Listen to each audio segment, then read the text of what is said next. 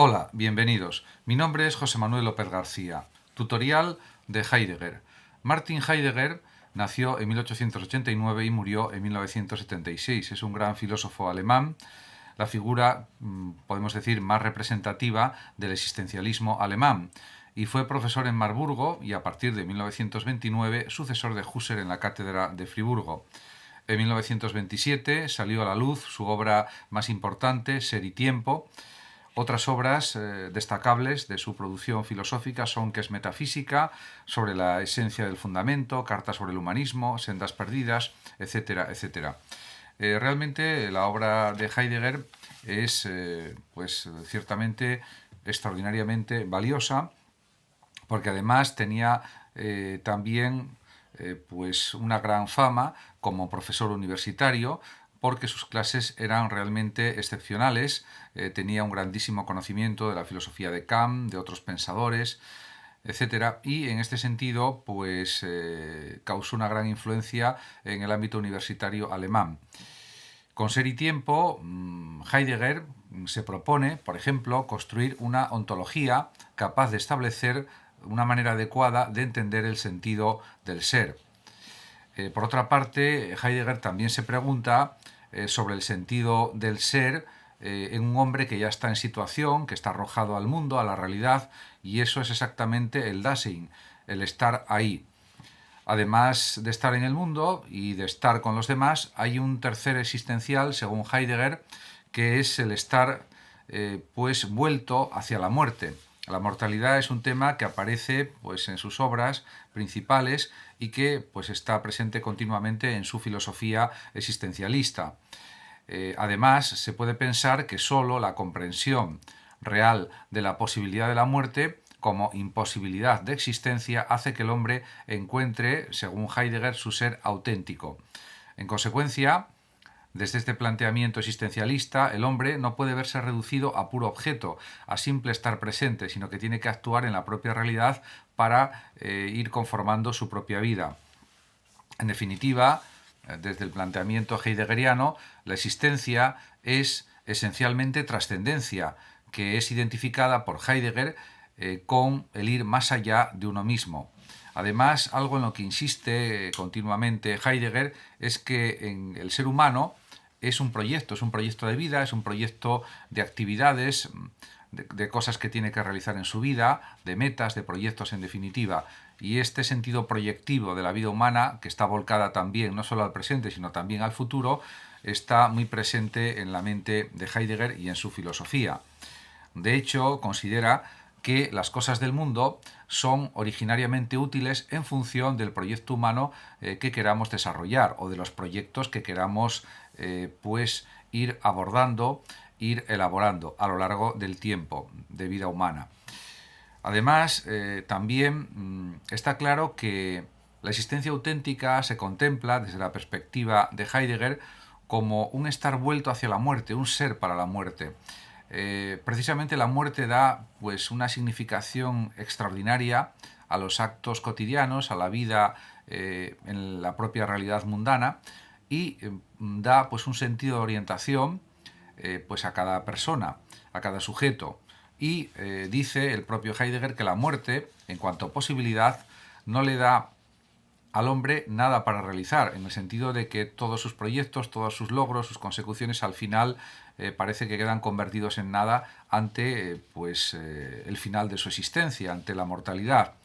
Pero también él considera que hay que tener coraje ante la angustia existencial, porque está convencido de que la existencia auténtica significa también, indudablemente, una aceptación de la propia finitud.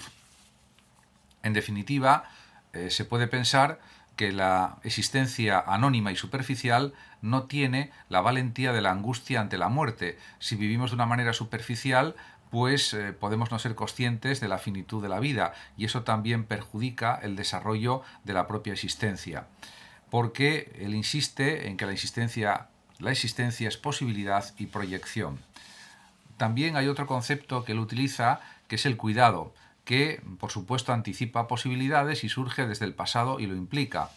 Él pues insistía también en el valor del pasado en todos los sentidos, en los sentidos filosóficos y en los sentidos vitales también. Por otra parte, según Heidegger, también hay que considerar que él realiza pues una crítica bastante fuerte contra la técnica, que consiste para él en un olvido del ser, del auténtico ser, de la auténtica realidad. Por otra parte, el hombre, y lo tiene él muy presente en su pensamiento, aunque murió pues, en pleno siglo XX todavía, considera que se ha dejado atrapar por el mundo de las cosas, por el mundo, diríamos, de los mass media, de la pura realidad material.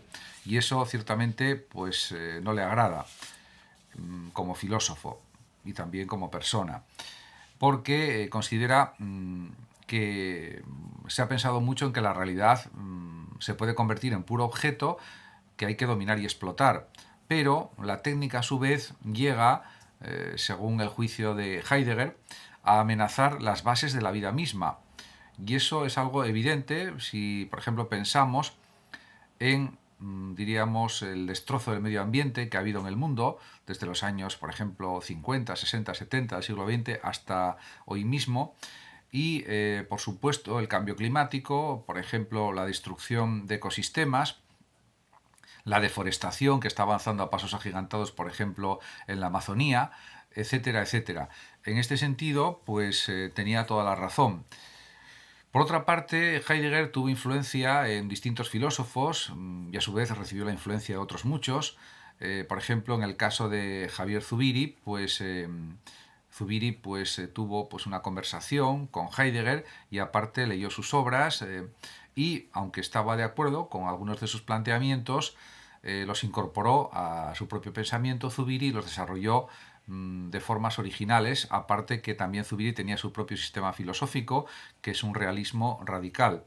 Pero también tomó nota de las ideas, por supuesto, de Heidegger para analizarlas, criticarlas, valorarlas e incorporarlas hasta donde él consideró oportuno en su propio sistema de pensamiento, al menos como inspiración o como proyección. Por otra parte, también es conocida la influencia de Heidegger en Ortega, y podríamos decir que en parte de Ortega en Heidegger, aunque menos, y en este sentido, pues es verdad que el raciovitalismo de Ortega,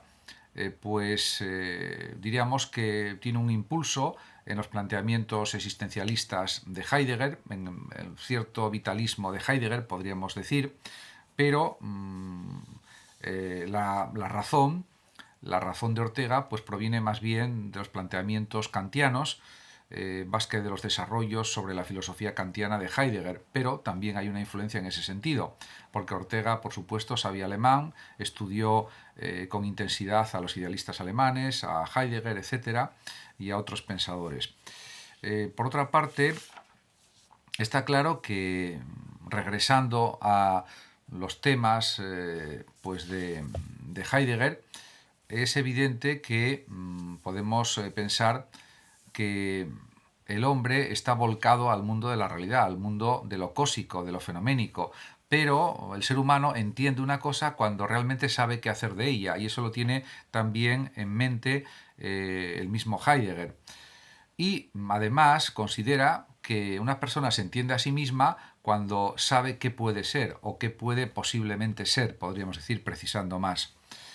En relación con la distinción, por ejemplo, en la filosofía heideggeriana entre óntico y ontológico, Gianni Vattimo, por ejemplo, hace una diferenciación entre lo óntico y lo ontológico que es muy apropiada, ya que Vattimo considera que óntica es toda consideración teórica y práctica del ente que no plantea la pregunta por el ser, y en cambio ontológica es la consideración del ente que se pregunta por el ser del ente. Ahora bien, esto mismo, desde el planteamiento puramente heideggeriano, se puede explicar de otra forma que es quizás más gráfica, más expresiva. Para Heidegger, la descripción del ente intermundano, por ejemplo, es óntica. La interpretación del ser de este ente, en cambio, sería ontológica. Y la ciencia, para Heidegger, es una, podríamos decir, descripción óntica. En cambio, el discurso sobre el sentido de la realidad y de la misma ciencia es una cuestión ontológica, porque habla de sentido.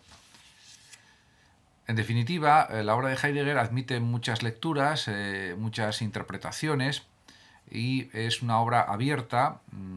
Heidegger también destacaba especialmente en sus comentarios a pues, las doctrinas de Kant y de otros pensadores del idealismo alemán y también de otros pensadores de su tiempo, etc. Y por supuesto también de otras épocas de la historia de la filosofía.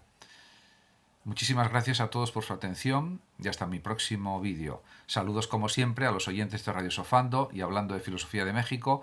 Y por último decir que los que lo deseen pueden compartir este vídeo en sus redes sociales, darle like o suscribirse a mi canal de YouTube. Hasta siempre.